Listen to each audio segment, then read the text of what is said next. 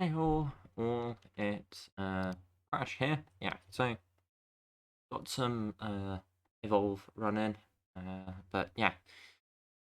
Um okay, yes, so yeah, today's video is something of a discussion on working through burnout. Um so yeah, this isn't some completed thing, I don't know. Yeah, I guess yeah, I don't know. It's a difficult and complicated topic and haven't not yeah, there's probably things that should be covered here that we aren't, or there is certainly more to be discussed on this than we're going to manage in this video.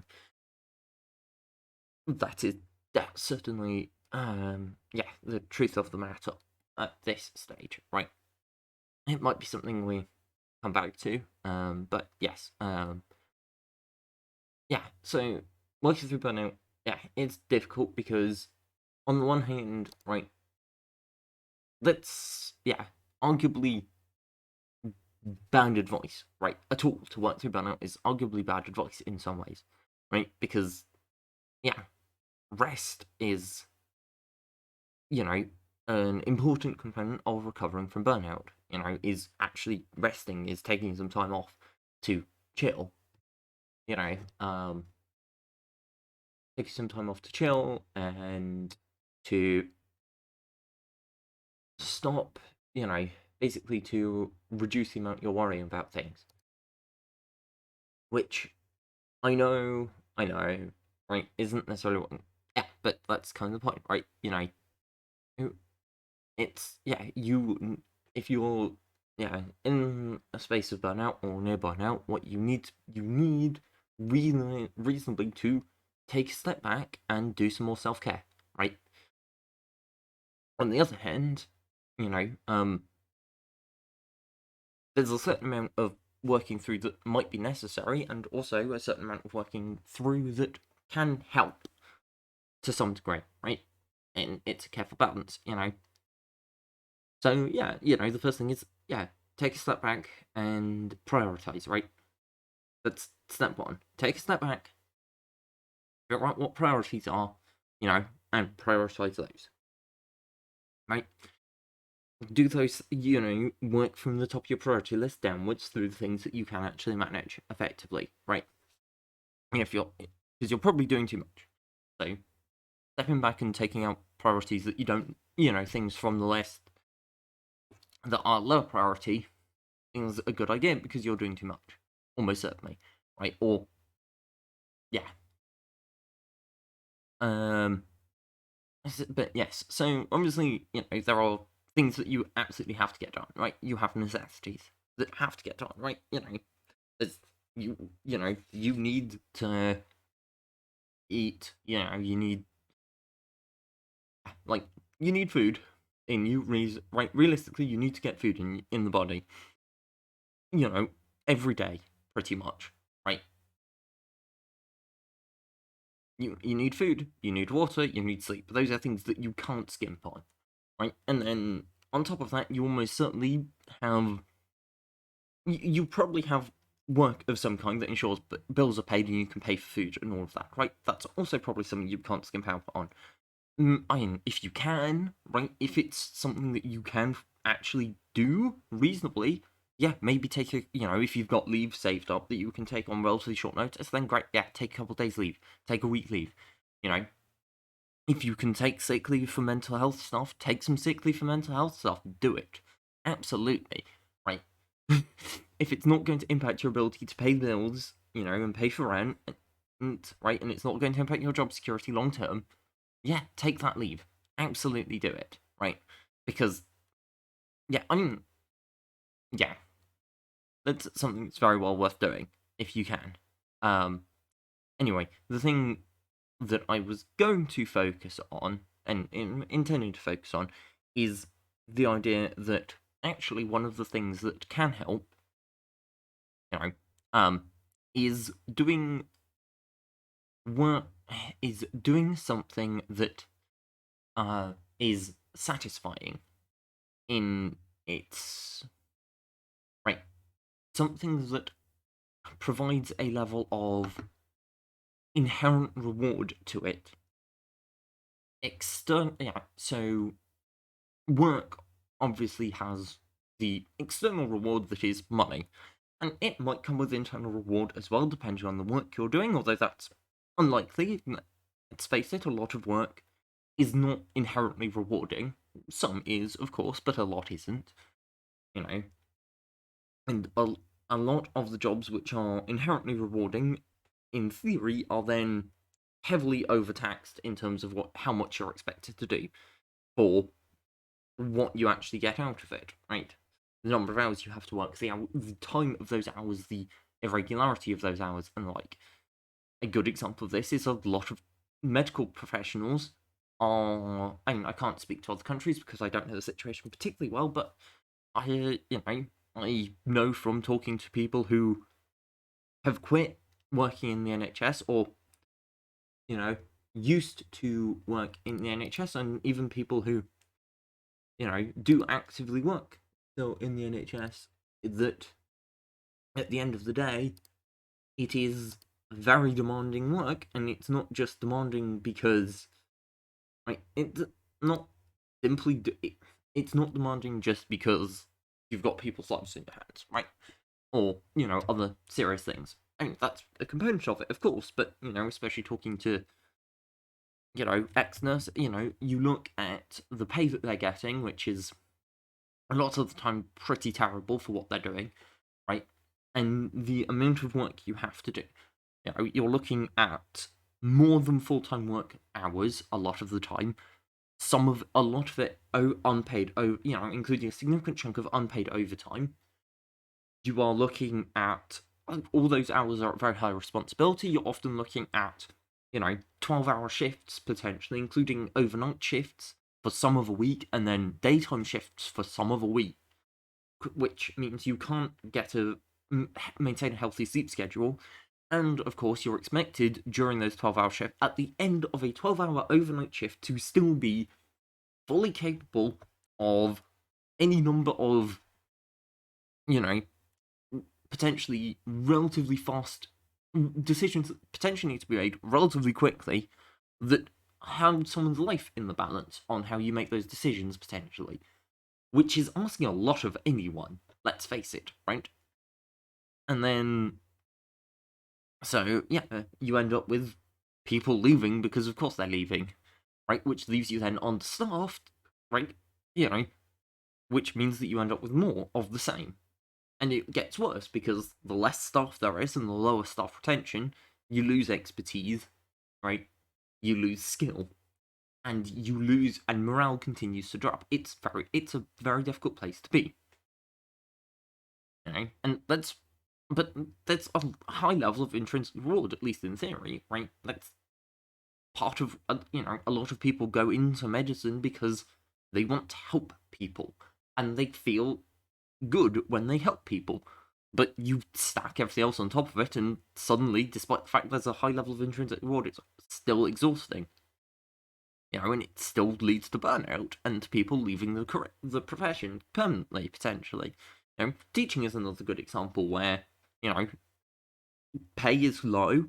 You're often expected to purchase necessary supplies out of your relatively low pay, to work far more than the 40-hour week that is the standard and is arguably too high anyway, right?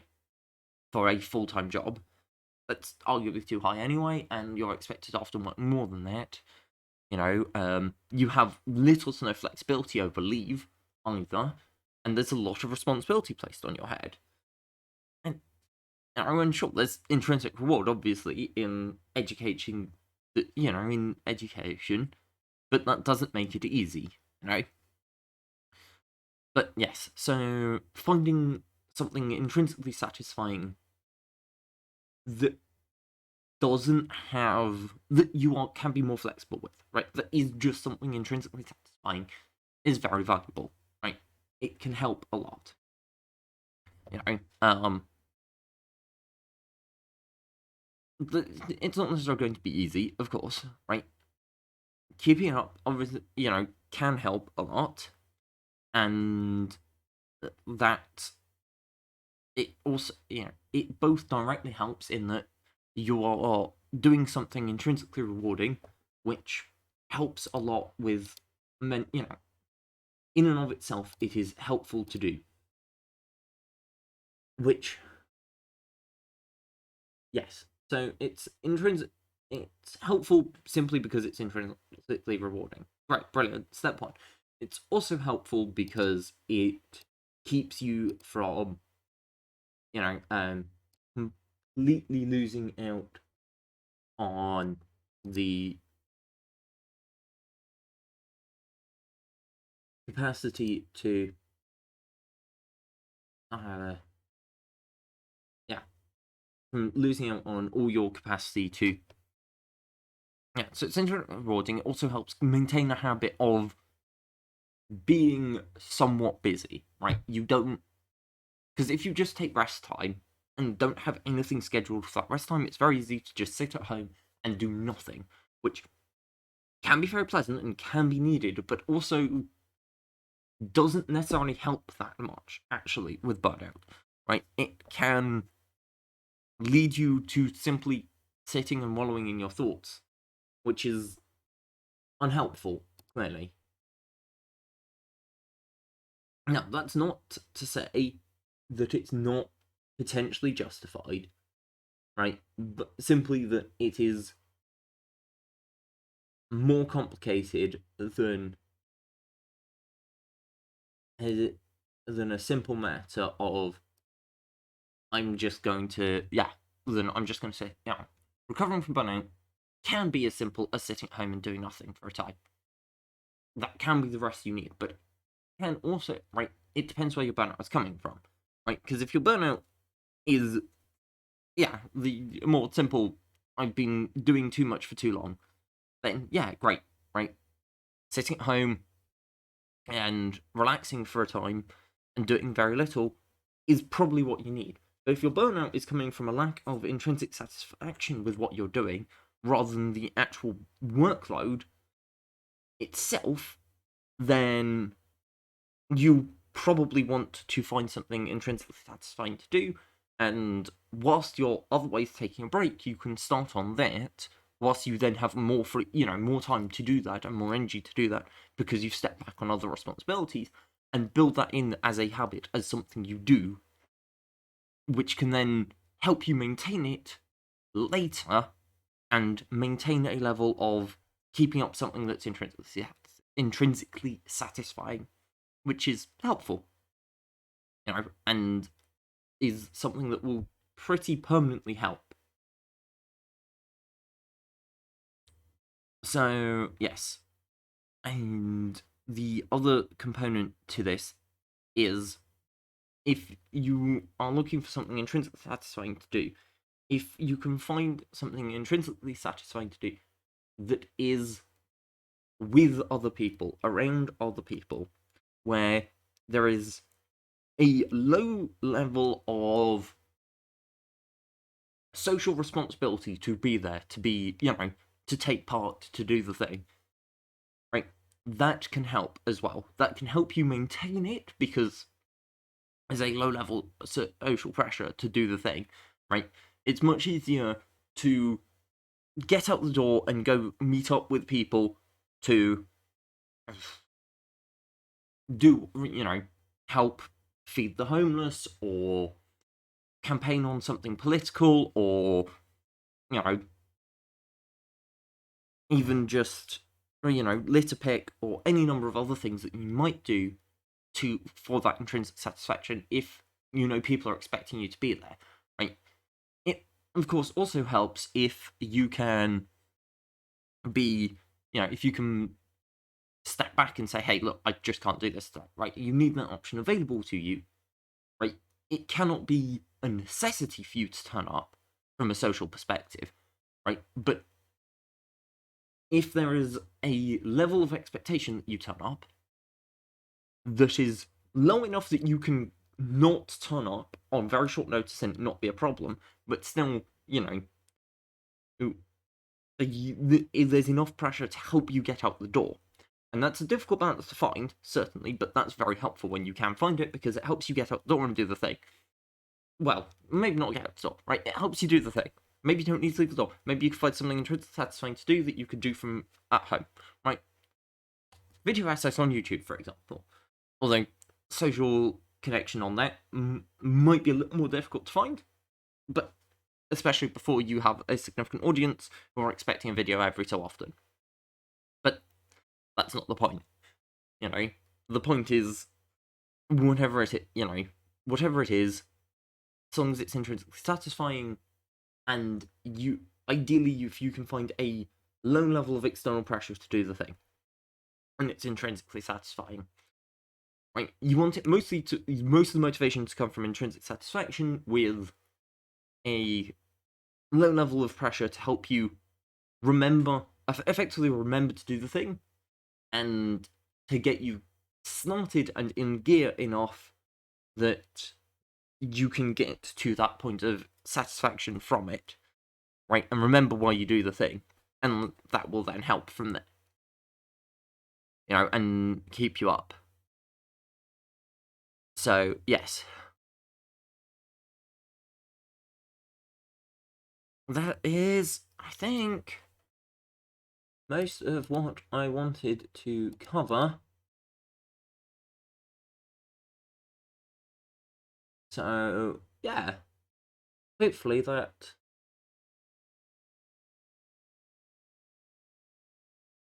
made sense and was helpful. I don't know. I can't say for certain clearly what other people find helpful, but yeah, I hope it's helpful to people. Yeah, I don't know. Might use this as an internal guide for the rest of the system at some point as well, because yeah, as part of the crisis management team, this is something I have to know, and it would help if more of the system knew it, so I was needed less. Regardless, yeah, I hope this was helpful, and yeah, if you've got feedback or comments or anything like that, I fully welcome them.